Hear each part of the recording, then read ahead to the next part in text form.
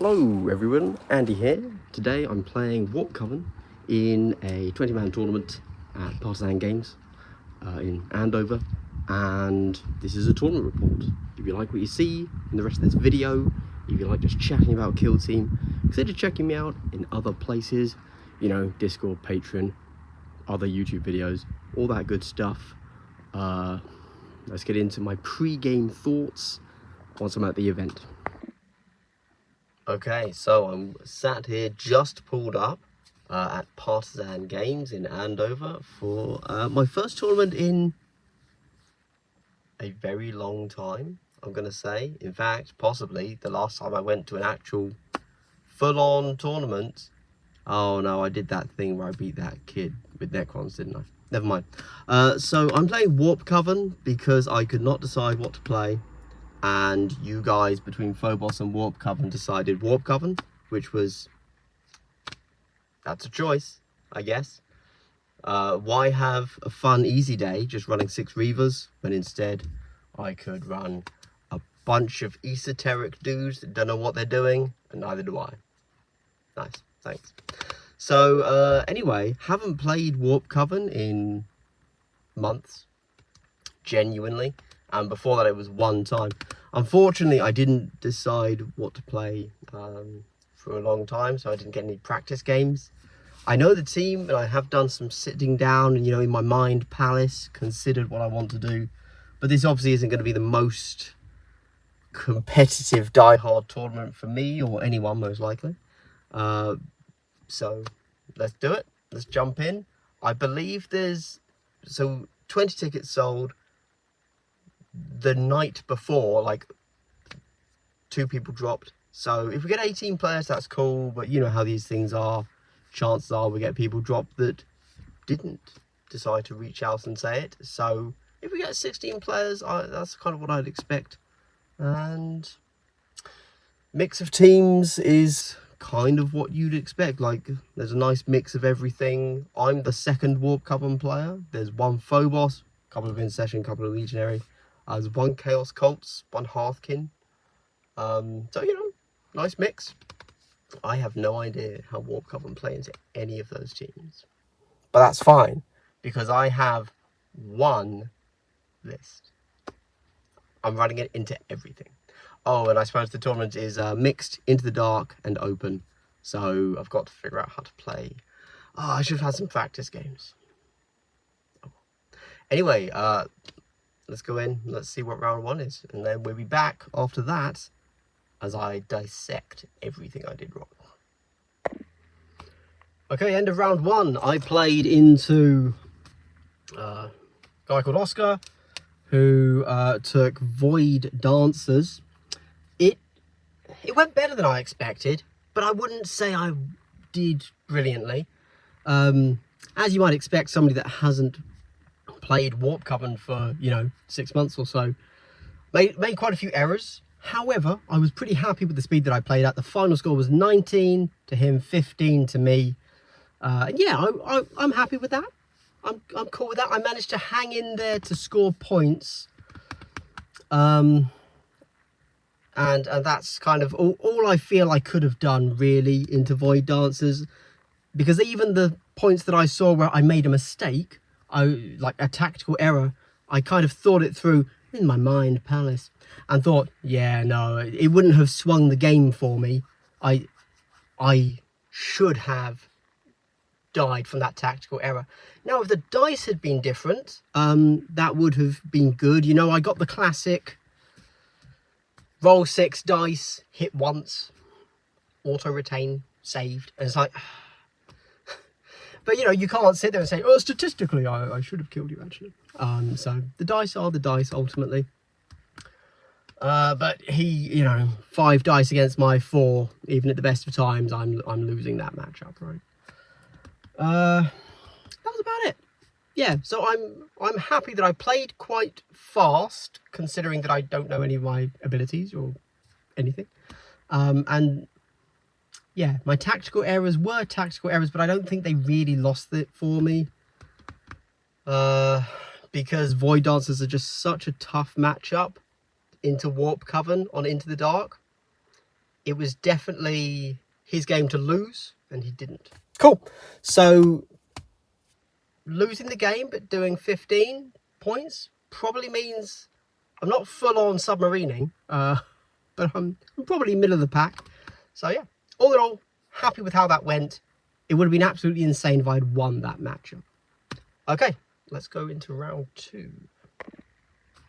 Okay, end of round 2. Going into lunch. So how did that go? I was into Death Guard, which is always a bit of an interesting matchup. I think that, you know, one of the benefits of Warp Coven is that like everything you're doing is either AP1 or Mortals. So it went decently for me. I think the end score was 1913, 1914, something like that, or like, yeah, ish. To me, so that was fine. This was open board this time. It was the Chalna? No, not Chalna. Mechanicus, I think, where you have the smoke vents. And that went fine. I had a comfortable lead the entire game, which is kind of my play style. Is I go pretty aggressive turn 1 and if possible turn 2 if I'm still on the board, right? And so then if I actually managed to stay on the board turn 3 and 4, I've probably won. But in general, because of my playstyle, I kind of get wrecked turn 2. That's just me. That's just I'm aggressive. I play too aggressively, which is obviously not, doesn't really make sense. I should chill out. And yeah, I suppose Death Guard are already slow, but Warp Coven have the psychic power that allows you to remove circle from the enemy's dash and charge. So he was just a super slow Death Guard.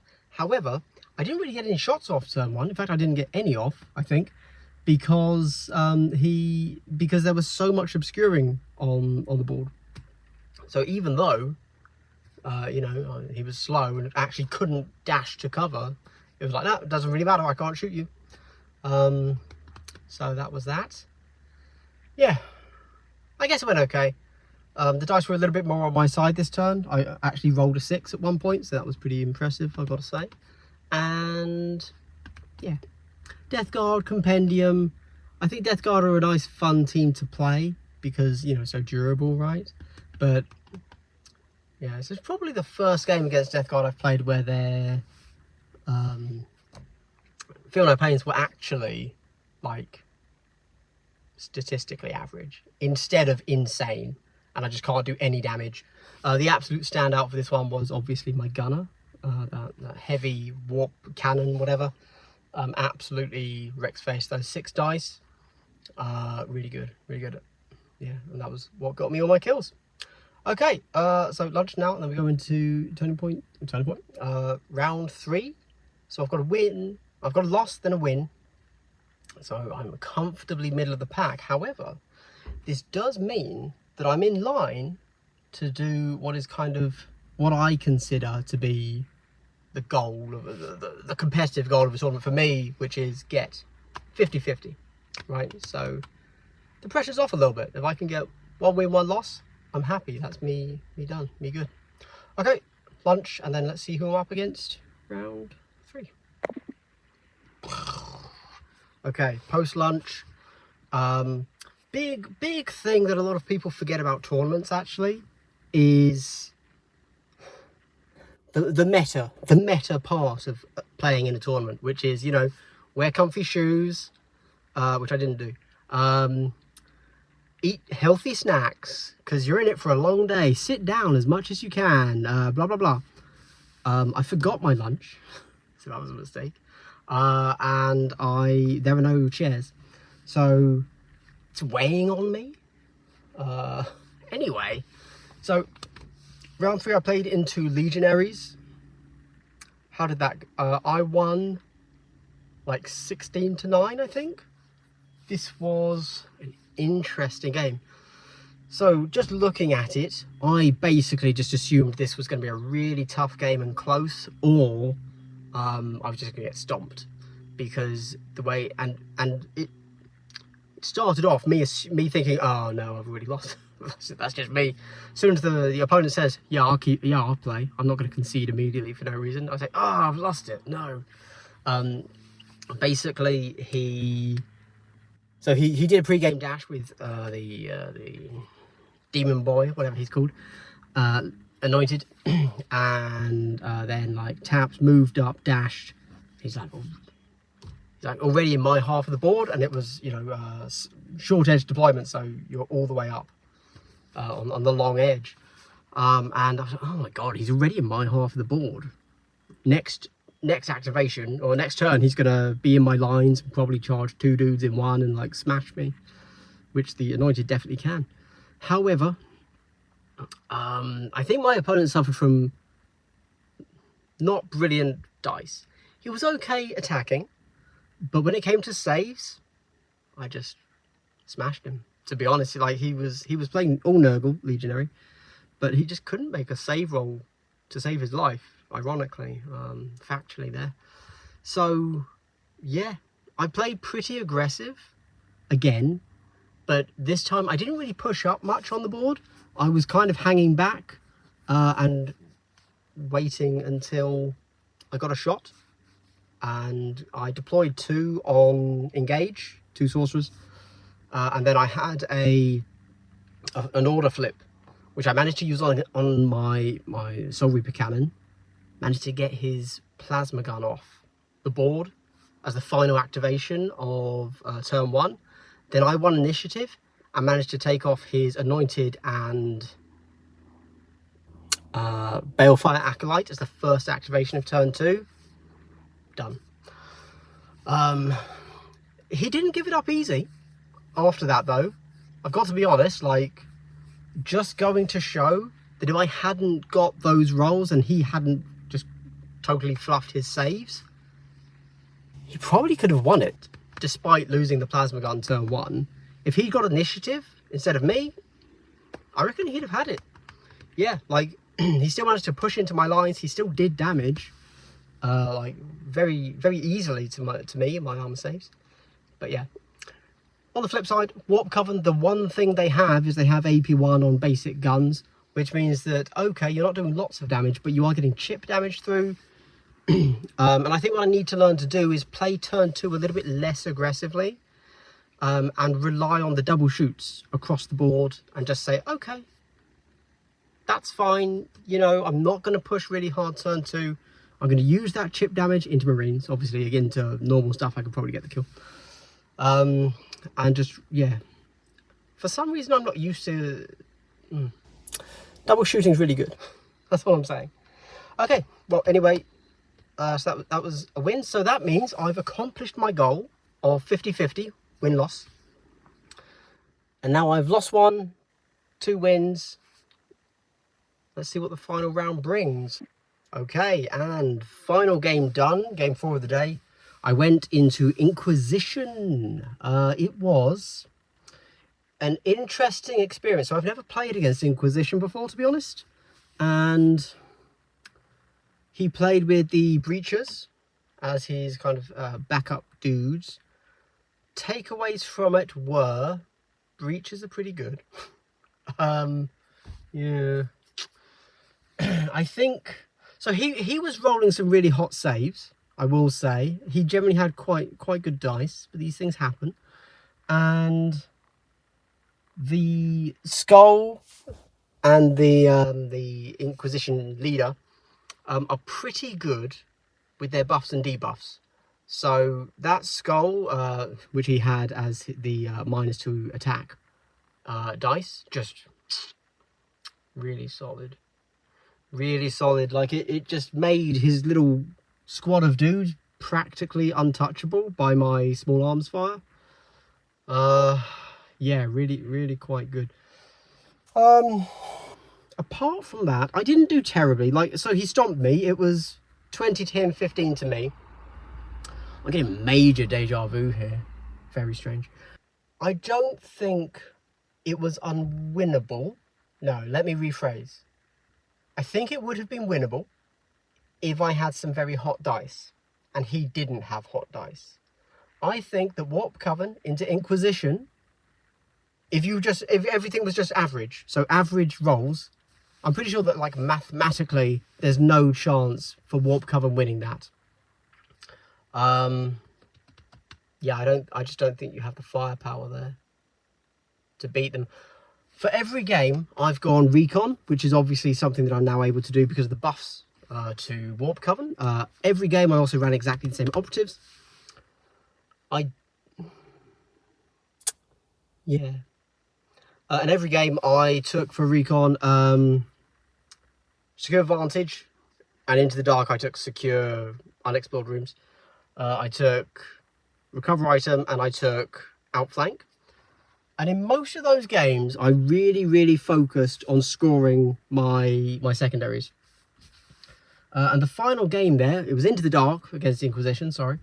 And he just kept killing my guys that were going to score me secondaries. And then I kept feeding another squad of 2 in. And I was like, oh, they're dead as well. So, yeah. And I was like, he had the firepower to kill my guys, and I did not have enough blast and damage that I could have killed his guys. And that's ultimately how that worked. Anyway, that's the end. And, you know, I got my 50-50 win rate. So, honestly, I'm pretty happy with that.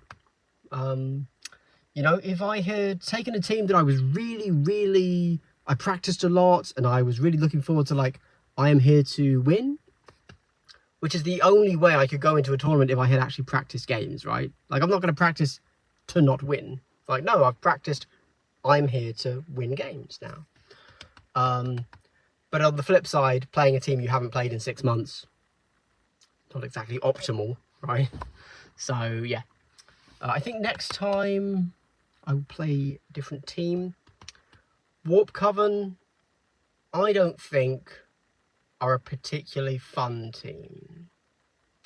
For me, obviously. Like, they've got some stuff to them. They're not nothing.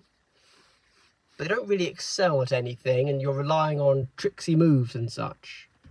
I don't think they're necessarily... If you think of the tier lists, and they're always consistently in the bottom tier, pretty much, I think it speaks to the health of Kill Team that they can win games. Like, they aren't nothing. They aren't terrible. But the tiers are quite close in power level, you know? And that's a good thing for the health of Kill Team. Great. But not. But they are genuinely at the bottom, I would say. With a few tricks that make them stand out from the other 6 model teams. But tricks don't win games. That's a lie. Tricks do win games. They need more tricks. Right. Back to the studio. Okay, well, I hope you all enjoyed that tournament recap. I'm hoping to go to another one soon. Potentially up in Bristol. Because I met some of the Bristol guys today and that was really good fun. And yeah. Hey, who knew? Playing Kill Team's actually fun.